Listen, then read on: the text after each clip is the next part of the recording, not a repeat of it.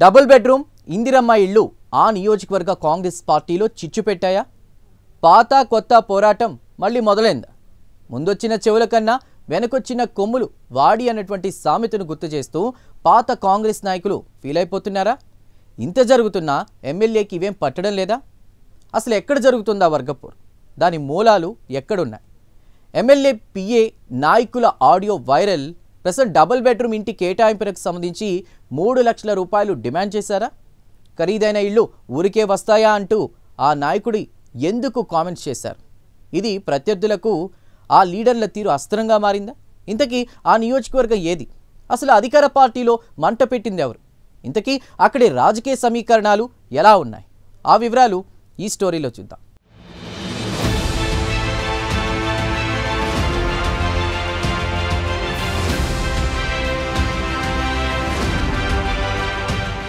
ఉమ్మడి ఆదిలాబాద్ జిల్లాలో double bedroom Indiramma ఇళ్ల పంచాయతీ తీవ్రతరమవుతోంది. మరి ముఖ్యంగా కాంగ్రెస్ పార్టీ నేతల మధ్యనే పాత వర్సెస్ కొత్త అన్నట్టుగా గొడవలు జరుగుతున్నాయి. మాకు తక్కువ ఇచ్చారు, పార్టీలు మారి వచ్చిన వారి కోటాలో ఎక్కువ ఇళ్లు కేటాయించారంటూ అంతర్గతంగా మండిపడుతున్నారు పలువురు నాయకులు.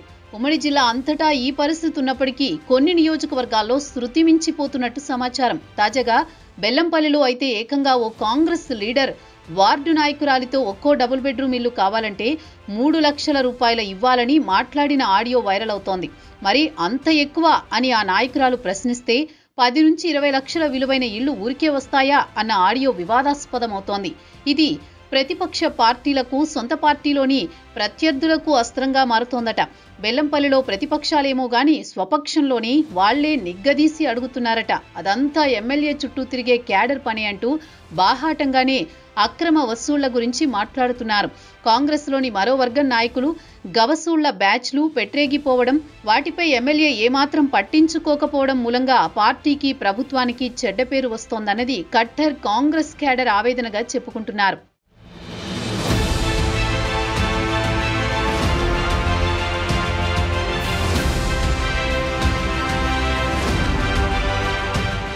ఇంకొందరైతే మరో అడుగు ముందుకేసి తమ దగ్గర ఆధారాలున్నాయని చెబుతున్నారట. అటు ఎమ్మెల్యే గడ్డం వినోద్ కుమార్ నియోజకవర్గానికి గెస్ట్ ఆర్టిస్టుగా అలా వచ్చి ఇలా వెళ్తారని, పిఏలు, ఇతర పార్టీల నుంచి వచ్చిన అక్రమార్కులు దీన్ని బాగా వాడుకుని పార్టీని, ప్రభుత్వాన్ని భ్రష్టు పట్టిస్తున్నారంటూ ఆవేదన వ్యక్తం చేస్తున్నారు పాత కాంగ్రెస్ నాయకులు.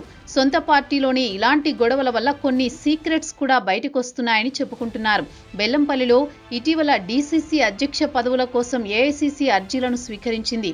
నమ్మిన బంట్ల పేర్లను ప్రతిపాదించి అధిష్టానానికి పంపారు ఎమ్మెల్యే.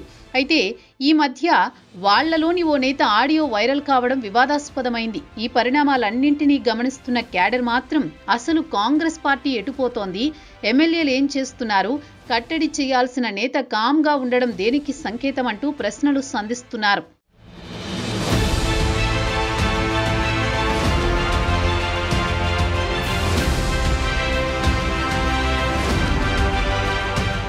ఇక కొంతమంది అయితే అక్రమాలతో పార్టీకి చెడ్డ పేరు తెచ్చే వారిపై చర్యలు తీసుకోకపోతే వెళ్లిపోతామని కూడా హెచ్చరిస్తున్నారట.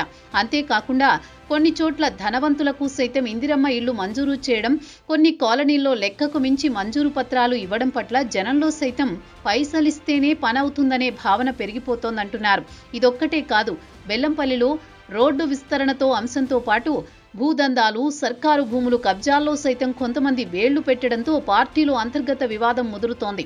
ఈ వ్యవహారాలతో ఇక్కడ ఎమ్మెల్యేతో పాటు పార్టీకి, ప్రభుత్వానికి కూడా మైనస్ మార్కులు పడుతున్నాయట.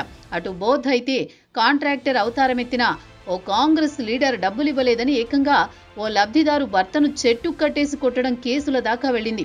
అది వ్యక్తిగత వ్యవహారం అయినప్పటికీ పార్టీకి చెడ్డ పేరొచ్చిందట. ఇలాంటి వ్యవహారాలతో ఉమ్మడి జిల్లాలో పార్టీ పరువు పోతోందని పెద్దలు జోక్యం చేసుకోవాలంటున్నారు కార్యకర్తలు. మరి ఎమ్మెల్యే గడ్డం వినోద్ నియోజకవర్గానికి దీనిపై దృష్టి సారిస్తారా? పిఏలు, ఇతర పార్టీల నుంచి వచ్చిన అక్రమార్కులకు బ్రేకులు వేస్తారా? తనకు, పార్టీకి బ్యాడ్ నేమ్ తెస్తున్న వారిపై ఎలాంటి చర్యలు తీసుకుంటారు? అధికార పార్టీలో కాంట్రవర్సీలకు కేర్ ఆఫ్ అడ్రస్ గా నిలుస్తున్న నియోజకవర్గంలో ఆయనపై వస్తున్న ఆరోపణలకు ఎలా ఎదుర్కొంటారు? అధిష్టానం వద్ద గుడ్ బాయ్ అనే పేరు తెచ్చుకుంటారా, లేక ఇలానే తనకేమీ పట్టనట్టుగా వ్యవహరిస్తూ బ్యాడ్ బాయ్ అనే ట్యాగ్ కంటిన్యూ చేస్తారో వేచి చూడాల్సిందే.